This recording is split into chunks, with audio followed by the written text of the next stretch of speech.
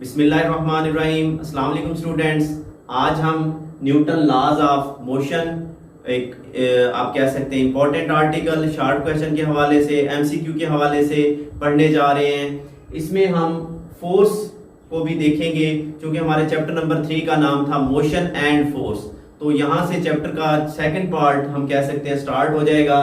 तो Newton laws total 3 laws हैं हमारे इस पोर्शन में। तो पढ़ने से पहले हम थोड़ी सी मैं इन लॉज की हिस्ट्री बताऊंगा कि जो सर आइजैक न्यूटन हैं इन्होंने ये लॉज 1687 में पब्लिश किए हैं। Sir Isaac Newton published his laws किस ईयर में? 1687 में। और उसकी बुक का नाम था Principia. His famous book Principia. अब न्यूटन के जो लॉज हैं इनको हम कहते हैं these are empirical laws. Empirical laws what does it means to say that these laws can be verified with the help of experiments. तजर्बात से इन लॉज को प्रूव किया जा सकता है। तो Newton laws are empirical laws. इसके बाद न्यूटन के जो लॉज आप पढ़ोगे ये सिर्फ उन ऑब्जेक्ट्स को डील करते हैं जिनकी स्पीड स्मॉल हो। कितनी small? As compare to speed of light. So Newton laws are applicable, these are applicable to those bodies. ये उन अजसाम के ऊपर आप लागू करोगे moving with small speed as compared to speed of light। चलें जी, स्पीड ऑफ लाइट से जो अजसाम कम स्पीड से मूव करेंगे यानी स्मॉल स्पीड, एक गाड़ी जा रही है, एक बाइसाइकिल जा रहा है, एरोप्लेन जा रहा है, आवाज सफर कर रही है, तो इनके लिए हम न्यूटन लॉज जो है ना यूज करते हैं। अगर वो लार्ज स्पीड मतलब स्पीड ऑफ लाइट से, जैसे एक फोटॉन सफर करता है, एक हाई एनर्जेटिक इलेक्ट्रॉन सफर कर रहा है, तो for high speed bodies and for very small particles, अगर बहुत छोटे पार्टिकल्स हैं वी यूज, तो हम क्या यूज करेंगे? अल्बर्ट आइंस्टाइन की quantum mechanics. We use quantum ideas, quantum mechanics of Albert Einstein. आप आइंस्टाइन के नाम से वाकिफ हैं। अब आ जाए न्यूटन फर्स्ट लॉ की तरफ। न्यूटन फर्स्ट लॉ के टोटल 2 पार्ट्स हैं। न्यूटन का पहला कानून, न्यूटन कहता है कि अगर कोई ऑब्जेक्ट रेस्ट में है तो वो हमेशा रेस्ट में रहेगा।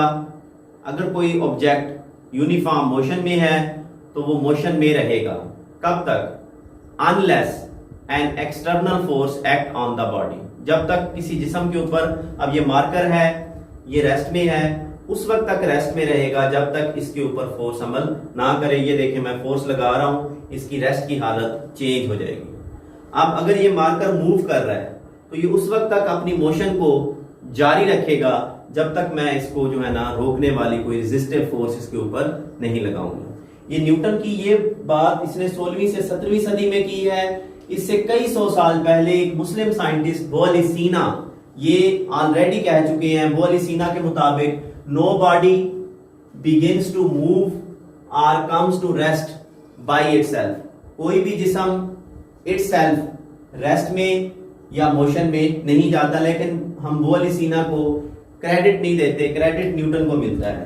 तो न्यूटन के पहले कानून की statement, an object a body at rest will remain at rest. अगर रेस्ट में है तो रेस्ट में रहेगा। ये पहला पार्ट है।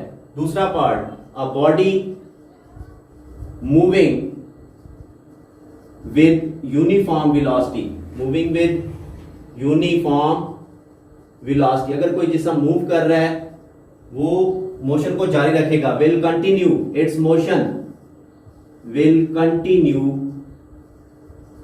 its motion unless, कब तक, unless an external force acts on the body। ये है जी न्यूटन का पहला कानून। इस लॉ को लॉ ऑफ इनर्शिया भी कहते हैं। It is also called law of inertia. इससे रिलेटेड दूसरा MCQ, Newton first law give the quantitative, या हम कह सकते हैं give the definition of force. Newton का पहला कानून, it gives the definition of force. कैसे ये फोर्स की डेफिनेशन दे रहा है? न्यूटन का पहला कानून कह रहा है कि अगर कोई चीज रेस्ट में है तो रेस्ट में रहेगी, अगर कोई चीज मोशन में है तो मोशन में रहेगी। कब तक? जब तक फोर्स, यहां पे फोर्स की डेफिनेशन हुई है जब तक फोर्स अमल नहीं करेगी।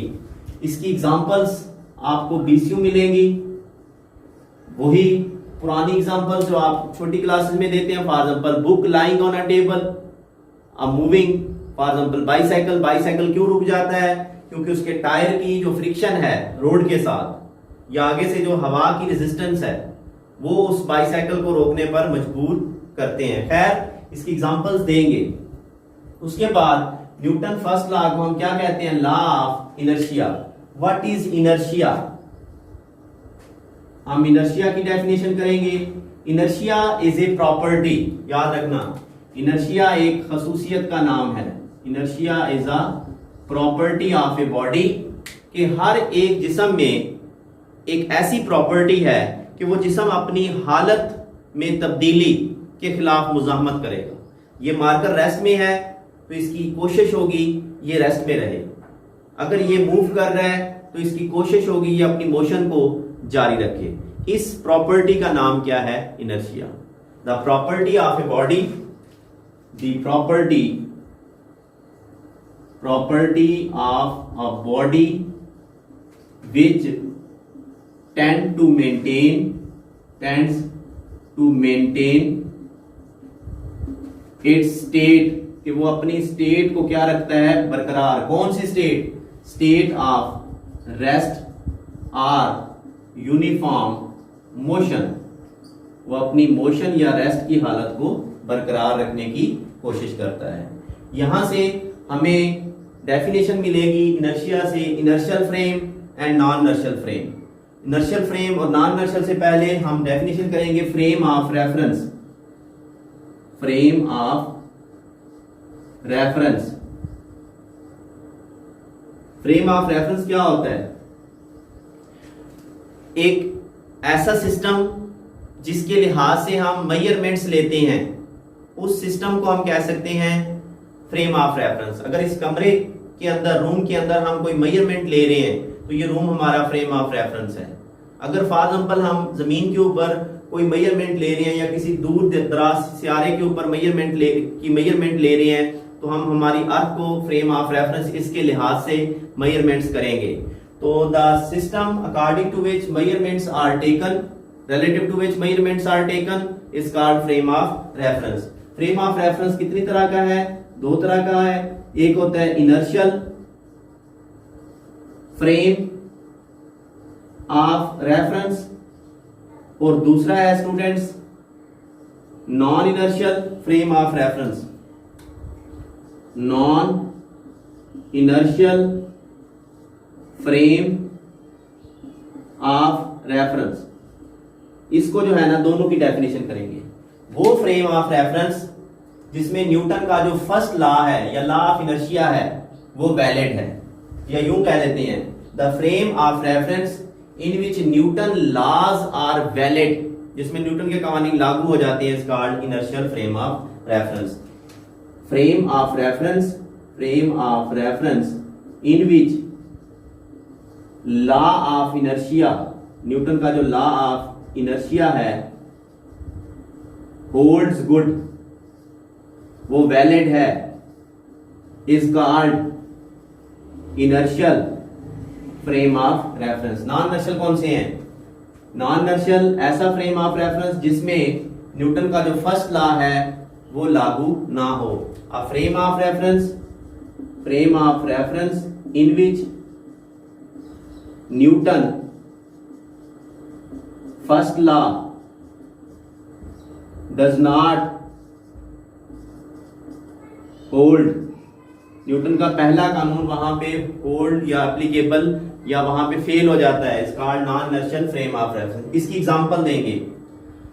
अगर आप देखें अर्थ को, strictly speaking earth is non inertial. अगर हम बहुत माइनर लेवल पे जाएं, जमीन नॉन इनर्शियल है। क्यों? क्योंकि जमीन एक्सेलरेट कर रही है, मगर चूंकि जमीन के ऊपर न्यूटन के लॉज वैलिड हैं, जमीन के ऊपर अगर कोई चीज रेस्ट में है तो वो रेस्ट में रहती है, मोशन में है तो मोशन को जारी रखती है जब तक फोर्स अमल ना करे। तो हमारी जो अर्थ है, हम यहाँ पे फर्स्ट ईयर में कह सकते हैं अर्थ एक इनर्शियल फ्रेम है ऑफ रेफरेंस है। नॉन इनर्शियल जब सडनली गाड़ी की ब्रेक्स अप्लाई की जाती हैं तो गाड़ी एक्सेलरेट हो जाती है, वो गाड़ी जब ब्रेक्स अप्लाई हो रही है वो नॉन इनर्शियल है। इसकी एक और डेफिनेशन भी है, याद रखना, जो नॉन एक्सेलरेटेड है, नॉन एक्सेलरेटेड वो इनर्शियल फ्रेम ऑफ रेफरेंस कहलाता है। जो एक्सेलरेटेड जिस्म है या एक्सेलरेटेड फ्रेम ऑफ रेफरेंस है उसको हम नॉन इनर्शियल कहेंगे। या ऐसा फ्रेम ऑफ रेफरेंस जो यूनिफॉर्म वेलोसिटी से मूव करे वो इनर्शियल है, जो नॉन यूनिफॉर्म वेलोसिटी से मूव करे वो नॉन इनर्शियल है। नेक्स्ट हम आ जाएंगे न्यूटन सेकंड लॉ की तरफ। न्यूटन का दूसरा law, second law give the you can say that force को मेजर कैसे करते हैं, फोर्स की मेजरमेंट्स देता है। सेकंड लॉ की डेफिनेशन कुछ यूं है कि अगर फॉर एग्जांपल हमारे पास ये एक ऑब्जेक्ट है, से इसका मास m है, इस m मास ऑब्जेक्ट के ऊपर एक फोर्स अमल करती है से F। तो जैसे ही फोर्स अमल करेगी इस ऑब्जेक्ट में एक्सेलरेशन पैदा होगा, ऑब्जेक्ट जो है एक्सेलरेट करेगा। अब इसमें पैदा होने वाला जो एक्सेलरेशन है वो एक्सेलरेशन डायरेक्टली प्रोपोर्शनल है फोर्स के। मैं जितनी ज्यादा इसके ऊपर फोर्स लगाऊंगा इस बॉल के ऊपर उतना ही ज्यादा एक्सेलरेशन पैदा होगा।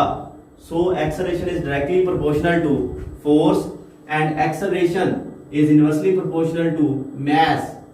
जितना ज्यादा इस गोले का मास होगा इसको हिलाना उतना ही मुश्किल होगा, इसका जो है ना यूं कह ले इसमें एक्सेलरेशन उतना ही कम होगा। तो acceleration is inversely proportional to mass, यही न्यूटन का सेकंड लॉ है। इसमें हम कहेंगे when a force act on a body, when a force acts on a body, जब फोर्स अमल करती है तो क्या होता है, it produce acceleration, it produce acceleration. Force हमेशा एक्सेलरेशन पैदा करती है। अच्छा, किस समत में पैदा करती है? In its on direction. जिधर आप फोर्स लगाओगे उसी तरफ एक्सेलरेशन होगा, तो acceleration is in its on direction, force की डायरेक्शन में पैदा होगा। अब जो पैदा होने वाला एक्सेलरेशन है वो डायरेक्टली प्रोपोर्शनल है फोर्स के और इनवर्सली प्रोपोर्शनल है मास के। The acceleration is directly proportional